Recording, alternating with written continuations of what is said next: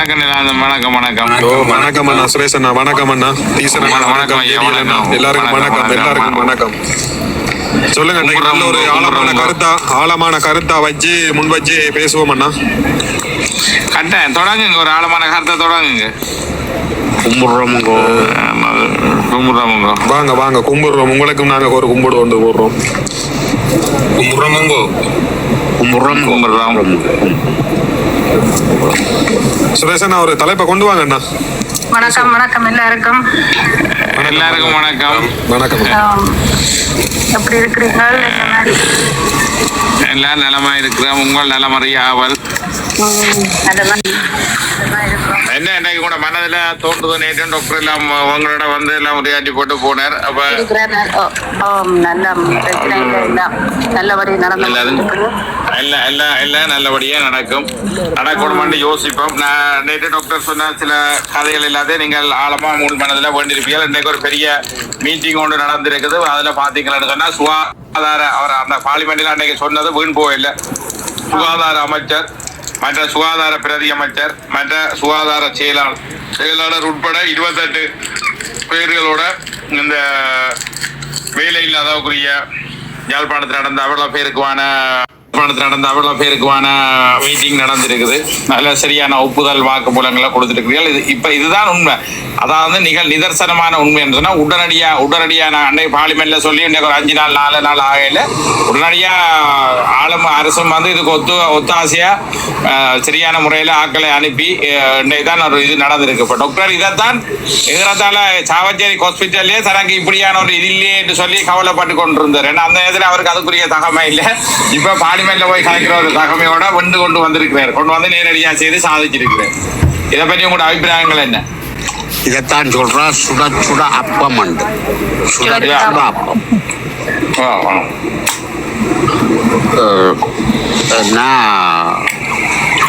அதப்பா அந்த ரத்தத்துல உருண சாமான் அந்த இதெல்லாம் அந்த வேலை இருந்து இங்க எடுத்து வச்சேன் தண்ணி.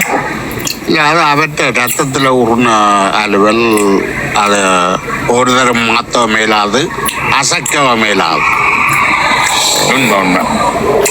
வணக்கம் சுவாசினி. தண்ணி எல்லாம் தண்ணி அடிக்கிறீங்களோ?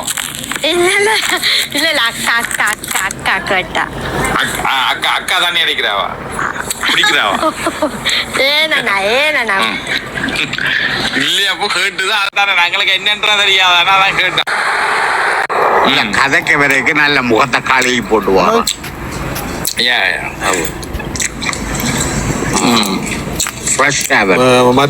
மற்றதா இன்னொரு விஷயம் உண்டு இதுல. இன்னைக்கு அந்த ஒரு எங்கட வைத்தியர் வந்து ஒரு டாக்டர் இது போட்டிருந்தார் பாத்தீங்களா அண்ணா? ஒரு அந்த கோல் ஒன்று போனது தலைமன்னார்ல இருந்து ரெக்கார்டு உண்டு. இல்லையா? அது வந்தா அந்த சாதாரணமா ஒரு பஸ்ல போயிருக்கிறார். அவர் பயணம் செய்திருக்கிறார் கொழும்புக்கு. கொழும்புல இருந்து போன நேரம்னா அந்த இது டிக்கெட் எடுத்த நேரம் அவருக்கு ஏதோ நிகுதி காசு வந்து 800 ரூபா தான் கொடுத்ததாம்னு சொல்லி 5,000 கொடுத்ததுல மிச்சம் கொடுக்கலையாம்னு சொல்லி அது அவர் அதான் அதை சிந்திக்கக்கூடிய விஷயமும் இருக்குண்ணா. இதுல பாருங்க, அது சாதாரண பிரச்சனைக்கு அவர் எங்க உள்ள ஆள் இங்க இருந்து நம்பர் எடுத்து கால் பண்றாங்கன்னு சொல்லி பாருங்க. அப்ப எப்படி தெளிவா இருக்கான்னு சொல்லி இது இந்த படங்கள்ல அந்த அந்நியன் படங்கள் அதுகள்ல வந்து உடனடியா நம்பரை கொடுத்து இதுன்ற மாதிரி இன்றைக்கு டாக்டரை வந்து சேனல் சூப்பர் ஸ்டாரா யோசிக்குது. கட்டாயம் நல்ல ஒரு தெளிவோட இருக்கிறாங்கண்ணா. நல்ல தெளிவுல இருக்கிறாங்க. அதுல எந்த மாற்று கருத்தும் இல்லை. விளங்குதா? இங்க இருந்தான்னா இந்த தளங்கள்ல நான் என்ன சில தளங்கள் பார்த்தா இன்றைக்கு ஒரு யூடியூப்ல பார்த்தேன்னா வேடிக்கையான வேடிக்கையான விஷயமா கிடக்காக்கா 12,500 ரூபான்னு சொல்லி அதுல ஒரு இது கிடக்குது. நீங்க பாத்திருப்பீங்க. 12,500 ரூபான்னு சொன்னா ஸ்ரீலங்கா காசு 3 லட்சம் போயிருக்குது.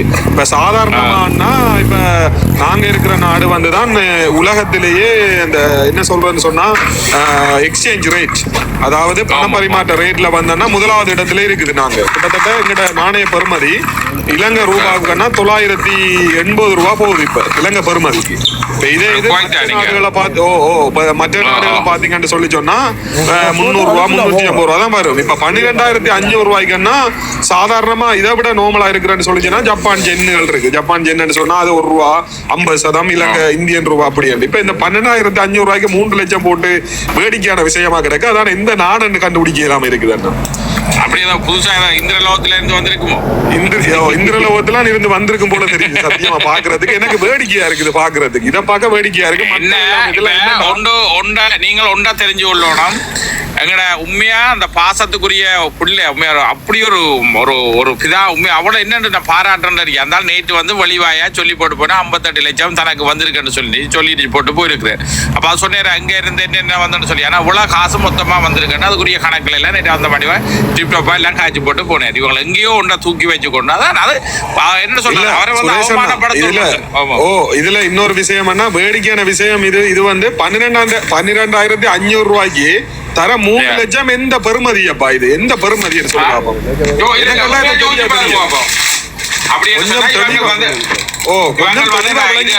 இதுல உறவுகளை வந்து இதுல தெளிவா வழங்கி கொள்ளுங்க. நீங்களும் எல்லாரும் வெளிநாடுகள்ல இருக்கிறீங்க. இன்றைக்கு பாத்தீங்கன்னு சொல்லி சொன்னா ஒவ்வொரு நாடுகள பெருமதி இருக்குது. கட்டார் ரியால் வந்து 70 தொடக்கம் 80 இடைக்குள்ள இருக்குது. அதே மாதிரி துபாய் எதுவும் 70 தொடக்கம் 80க்குள்ள இருக்குது.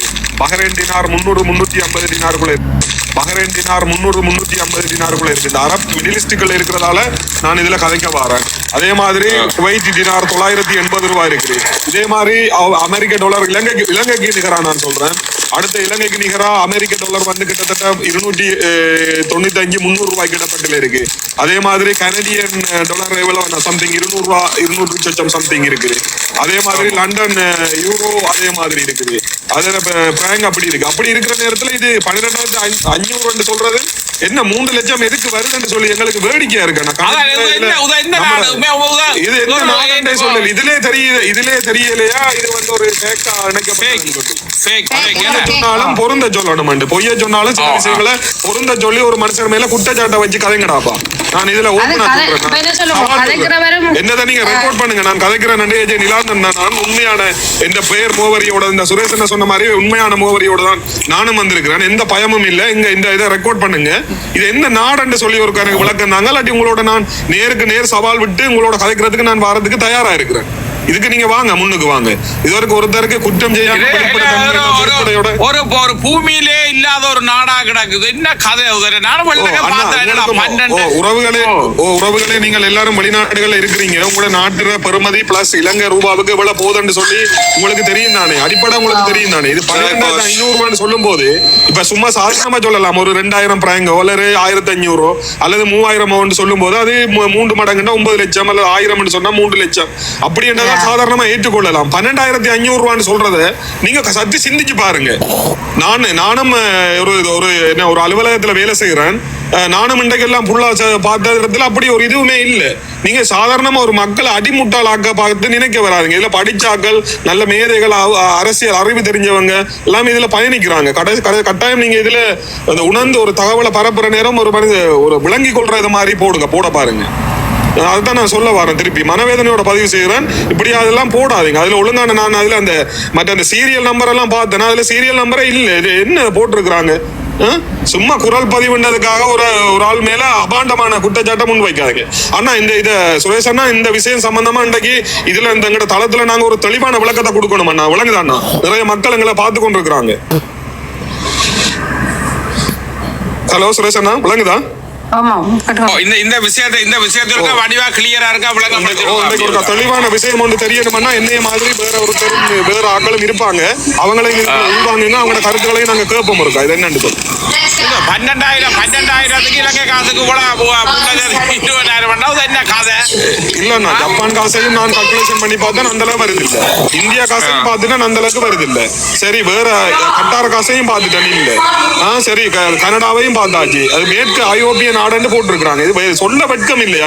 இவ்வளவு அரசியல் பெரிய கதை கதைக்கிறாங்க. இல்ல கேக்குறேன், நான் கேக்குறேன். அண்ணா மன்னிக்கணும். நீங்க என்னன்னு சொன்னா அவரை அந்த போட்டோ அக்கௌண்ட் எல்லாத்தையும் கொண்டு வந்து நிரூபிச்சு காட்ட சொல்லுங்க. இல்லக்கா, நான் ஏற்றுக்கொள்றேன். இப்ப என்ன சரிமா, ஒருத்தர் மேல குற்றச்சாட்டு வைங்க, நான் இல்லன்னு சொல்லல. ஒழுங்கான சீரியல் நம்பர் இல்லக்கா. இப்ப 12,500 ரூபாண்டா அதை எதோட பெருக்க சொல்லி கேக்குறீங்க? எந்த நாட்டுல நாங்க பெருக்க சொல்லி கேக்குறீங்க?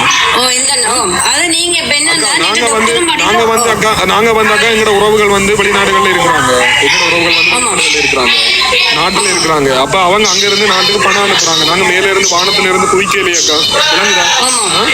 அந்த இடத்துல நாங்க பணத்தை அனுப்புற நேரம் எங்களுக்கு தெரியும் தானேக்கா. நீங்க சாதாரணமா ஒரு 1000 யூரோ அனுப்புனா இலங்கை காசுக்கு 295 3 லட்சம் வரும். 12,500 என்னப்பா அது? என்ன கணக்கு அது? என்ன கணக்கு அது? விளங்கு எந்த நாடு? இந்த நாடு இப்ப அந்த 12,000 ரியால் போட்டுக்கொண்டு சொன்ன அந்த டாலரோ ரியாலோ தெரியாது. அவர் அந்த களத்துல இருந்து இல்லாட்டி உங்களோட தொடர்பு கொண்டு சுரேஷனோட தொடர்பு கொண்டு வந்து அந்த போட்டோ அக்கௌண்டோ இல்ல உண்டியலோ அதை ப்ரூவ் பண்ண சொல்லுங்க. அவதானே யாருன்னு சொல்ல வேணா அவன்னு சொல்லி இருக்கிறவா. அது எப்படி சொல்ல வேணாம்னு சொன்னா அந்த கதையை அந்த களத்துல பேசக்கூடாது. 12,500 ரூபாண்டாக்கா அந்த நாணயத்துல பெருமதி வந்து கிட்டத்தட்ட யூரோப் நாடுகள்னு சொல்றாங்க. அப்படியே இருக்குமா இருந்து சொல்லி சொன்னாக்கா 12,500 ரூபான்னா அந்த நாணய பெருமதி வந்து இலங்கை ரூபாவுக்கு 22.5 சொல்லி ஒரு பாயிண்ட்ல போகணும். 22.5 தான் நீங்க பெருக்கி பாத்தீங்கன்னு சொல்லி சொன்னா 12,500 ரூபாய்க்கு 3 லட்சம் வரும். நீங்க கல்குலேஷன் பண்ணி பாருங்க. அப்ப அது எந்த நாடப்பா? அதைத்தான் நான் பாக்குறேன். அப்படி ஒரு நாடு இல்ல, நான் பார்த்து கொண்டிருக்கிறேன். எந்த நாடுல அதுல அப்படி வாழ்றாங்க 22 ரூபா போற மாதிரி அப்படி எதுவும் நாடுகள் உங்களுக்கு தெரிஞ்சது இருக்காது? கேட்கிறேன், நான் எப்படி கேட்கிறேன், எனக்கு தெரியல. எந்த இதுக்குள்ள நான் பார்த்ததுக்குள்ள ஐரோப்பிய நாடுகள் அப்படி எதுவும் இருக்கா சுரேஷன்னா? உங்களுக்கும் நிறைய விஷயங்கள் தெரியும். இல்ல ஜேடிஎல் அண்ணாக்கள் இருக்கிறாங்க. சொல்லுங்களேன் இந்த கருத்துக்கு. கேளுங்கன்னா இந்த கருத்து முக்கியமான கருத்தா இருக்கணும். அன்றைக்கும்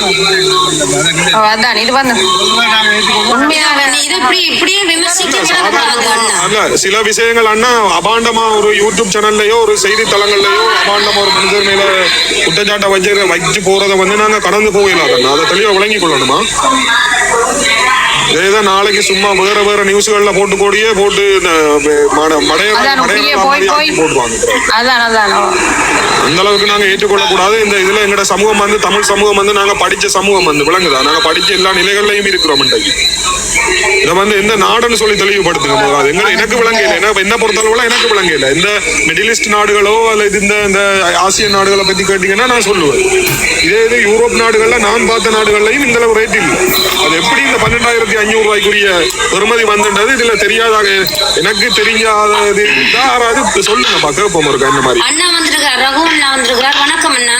வணக்கம் சுரேஷ் அண்ணா, வணக்கம். இதில் நிற்கிறேன் தமிழ்ல இனிய உறவுகளுக்கு வணக்கம். நான் அவசர வேலையை நிற்கிறேன்.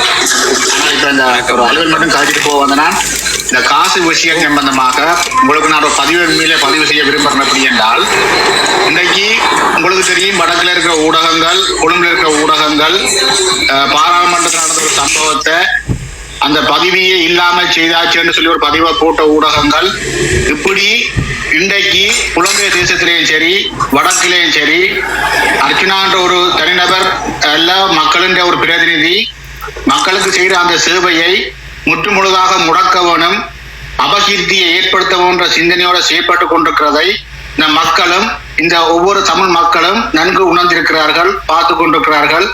என்ன பொறுத்த வரைக்கும் அந்த தளங்கள்ல இந்த பைத்திய காலத்தரமாக சில ஆக்கள் கொடுத்து கொண்டிருக்கிற இந்த தகவல்களை நாங்கள் இதுல கதைக்கிறதன் மூலம் இன்னும் வந்து அந்த தகவல்களை விமர்சிக்கிற அளவுக்கு எங்களோட தளத்துல வைக்கிறீங்கன்றதான் என்னுடைய கருத்து.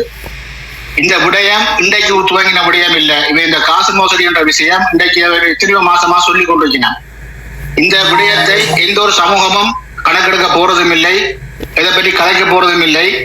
நாங்கள் இதை பற்றி விளக்கம் கொடுக்க வேண்டிய எந்த ஒரு தேவையும் இல்லை. ஏனென்று சொன்னால் மக்களுக்கும் சமூகத்துக்கும் இதை அர்ச்சனாவுக்கு பின்னால் பயணிக்கிறவருக்கும் தெரியும் என்ன நடந்து கொண்டிருக்கின்றது. அதனால இந்த விடயத்தை பற்றி விமர்சிக்காமல் நீங்கள் கடந்து செல்லுங்கள். நான் அடிக்கடி சொல்லியிருக்கிறேன், எங்களுக்கு உதாரணமா சொல்ல போனா காகம் தட்டி மாடு சாக போறீல, சூரியனை பார்த்து நாய் குறைச்சால் யாருக்கு நட்டம்? ஏன் அந்த நாய்க்கு எல்லாம் விளக்கம் கொடுக்க போறீங்கன்றதா என்னுடைய கேள்வி. இதுகளை கடந்து போங்க. இந்த விஷயங்கள் நான் ஏற்கனவே உங்களை சொல்லியிருக்கிறேன். அர்ச்சனான்ற ஒரு செயற்பாடு மக்களுக்கான அவருடைய அரசியல் பணி எந்த ஒரு நபராலையும் எந்த ஒரு இவை போன்ற சின்ன சின்ன விமர்சனங்களை செய்து கொண்டிருக்கிற நபர்களாலையும் தடுத்து விட முடியாது. இன்றைக்கு அவர் ஒரு ஆக்கப்பூர்வமான நடவடிக்கையை செய்து கொண்டிருக்கிறார். இந்த அரசாங்கமும் அதுக்கு ஆக்கப்பூர்வமாக ஒத்துழைப்பு வழங்கி கொண்டிருக்கின்றது நேர்மையான உண்மையான விடயங்களுக்கு. ஏன் நாங்கள் சில அற்பத்தனமான சில்லற வியாபாரிகள் செய்கிற சில்லற வியாபாரத்துக்கே நாங்கள் ஊக்குவிப்பு அளிப்பார். நாங்கள் நேற்று சொன்ன நான் அடுத்த தளம் வளர்றது எங்களுக்கு சந்தோஷம். நேர்மையா வளருங்கோ, உண்மையாக வளருங்கோ. சமூகத்தில் இருக்கிற எத்தனையோ விடயங்களை கதைக்கிறதுக்கு எத்தனையோ விஷயங்கள் இருக்குது. எத்தனையோ அரசியல்வாதிகள் இருக்கணும். அவையில கூட்டிய கதையுங்கோ, அவையின் நன்மையில கதையுங்கோ, அவை இந்த சமூகத்துக்கு என்ன செய்ய வேண்டும்ன்றத கதையுங்கோ. அதை விட்டுட்டு நாங்கள் தேவையற்ற சிந்தனையற்ற முறையற்ற விஷயங்களை கதைச்சு கொண்டு பற்றி நாங்களும் கதைச்சு கொண்டு வந்தால் இந்த தளமும் ஒரு பயனற்ற தளமா போயிடும்ன்றது என்னுடைய கருத்து. அதனால எல்லாரும் இந்த விஷயத்தை கடந்து போங்கோ. இந்த விஷயத்தை பற்றி யார் வந்து கேட்டாலும் நாங்கள் விளக்கம் கொடுக்க வேண்டிய தேவையில்லை. தன்னுடைய பாட்டிலேயே அந்த விஷயம் அமர்ந்து அடுத்த கட்டத்துக்கு போயிடும். நன்றி. அப்ப அண்ணா கொடுக்கறத மன்னிச்சு கொள்ளுங்க அண்ணா. நான் கேட்கிற கேள்வி ஒன்று இதுதான். நீங்க சொல்றத நான் ஏற்றுக்கொள்றேன் முழுமையாக. காரணம் என்னன்னு சொன்னா, ஒரு இடத்துல ஒரு செய்தியில வந்து பரப்புரை செய்யற நேரம்னா இதுல அறியாத மக்கள் விரும்புற ஆக்கள் எல்லாம் வந்து இதை நம்ப வேண்டிய ஒரு கட்டாய சூழ்நிலைகளுக்குள்ள நாங்க தள்ளப்படுறோம் அண்ணா. ஒரு காலம் வந்து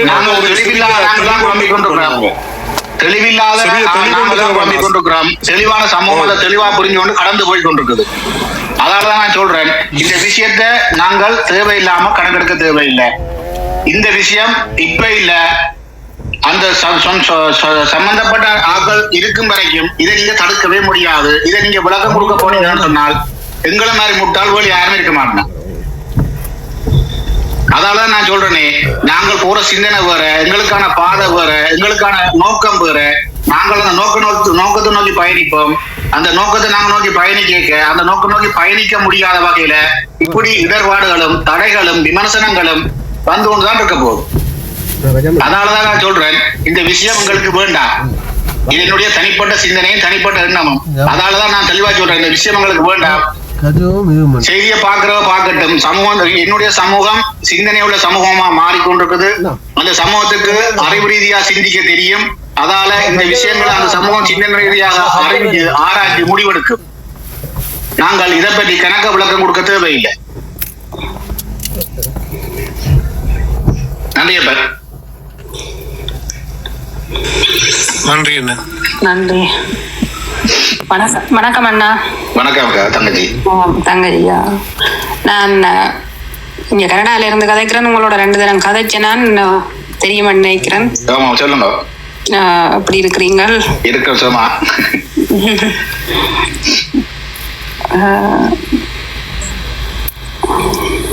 அன்றைக்கு செய்த விடயம் நல்லதா அமைஞ்சிருக்குது. கட்டாயம் நல்லதா அமையும் தங்கச்சி. இப்ப இந்த அரசாங்கங்களும் செவிசாய்க்கிறதுக்கான அறிகுறிகளை காட்டி இருக்குது. நல்லெண்ண விஷயங்களை காட்டி இருக்குது. உண்மையிலேயே அர்ச்சனா சொன்ன மாதிரி இதற்கு மேல் இருந்த அரசாங்க சுகாதார அமைச்சர் எல்லாம் போய் சந்திக்கிறன்றது பெரிய ஒரு கஷ்டமான விஷயம் என்று சொல்லியும், பெரிய பெரிய வைத்தியர்கள் வந்தா கூட மனத்தியான கிழக்குல ஒரு இடத்துல இருந்துதான் அவை சந்திக்க வேண்டிய சூழல் இருக்கின்றதையும் அர்ச்சனா சொல்லி இருந்தவர். குறிப்பிட்ட அந்த பிரச்சனையை பாராளுமன்றத்தில் கதைக்கப்பட்ட விஷயம் அமைச்சருக்கு போய் அமைச்சரோடாக மிகச் சிறப்பான விஷயத்த முறையில மக்களோட பிரச்சனை இன்றைக்கு பாராளுமன்றங்களுக்கு போய் பாராளுமன்றமோடாக தீர்வு நோக்கி நகர்ந்திருக்குது. இதுதான் உண்மையிலேயே இன்றைக்கு ஆளும் தரப்பு அரசியல் தலைமையும் சரி, அர்ச்சனாவும் சரி, மக்களுக்கான ஒரு நல்ல ஒரு வாழ்வியலுக்கான சிந்தனை மாற்றமாகத்தான் நான் இந்த விடயங்களை பார்க்கின்றேன்.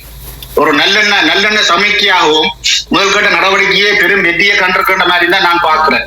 இன்னைக்கு ஒட்டுமொத்த சமூகமும் மாற்றம் ஒன்ற வேண்டி நிற்குது. அந்த மாற்றத்துக்கு இன்றைய அரசாங்கமும் அர்ச்சனா என்ற தனி மனிதரும் இந்த மக்களோட உதவியோட பெரும் நினைச்சு பார்க்க முடியாத பெருமையான ஒரு இடத்தை போய் அடைவினம்ன்றது என்னுடைய தனிப்பட்ட நம்பிக்கை.